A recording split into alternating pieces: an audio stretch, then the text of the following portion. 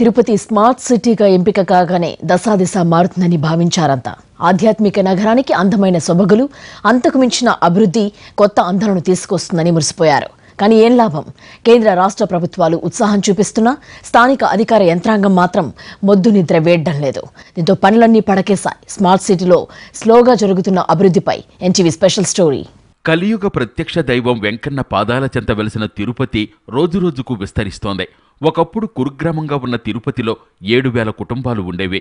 ఇప్పుడు ఆ సంఖ్య 5 లక్షల పైమాటే. దీనికి తోడు రోజూ వచ్చే భక్తుల సంఖ్య 50,000 నుంచి 65,000 వరకు ఉంటోంది. భవిష్యత్ అవసరాల దృష్ట్యా తిరుపతిని స్మార్ట్ సిటీగా ప్రతిపాదించారు సీఎం చంద్రబాబు. అప్పటి కేంద్ర మంత్రి వెంకయ్యనాయుడు చొరవతో స్మార్ట్ సిటీ 2వ జాబితాలో తిరుపతి ఎంపికైంది.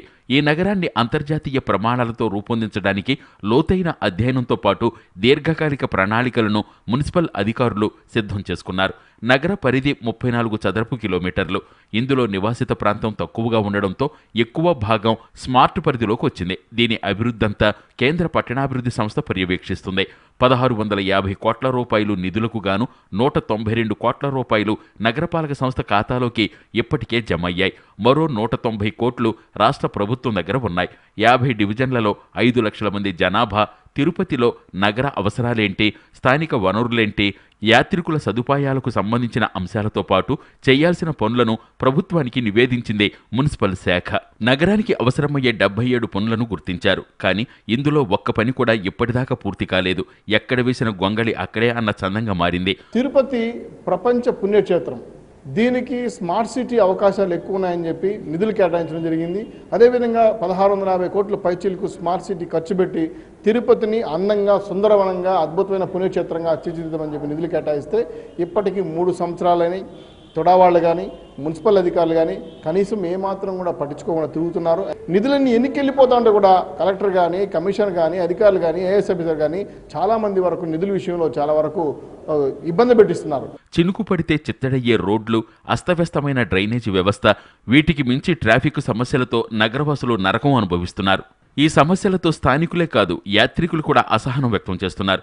భక్తుల రద్దీకి అనుగుణంగా బస్టాండ్, రైల్వే స్టేషన్లలో ప్లాట్ఫామ్స్ లేవు. దీంతో గంటల తరబడి నిలబడి నిరీక్షించాల్సిన పరిస్థితి.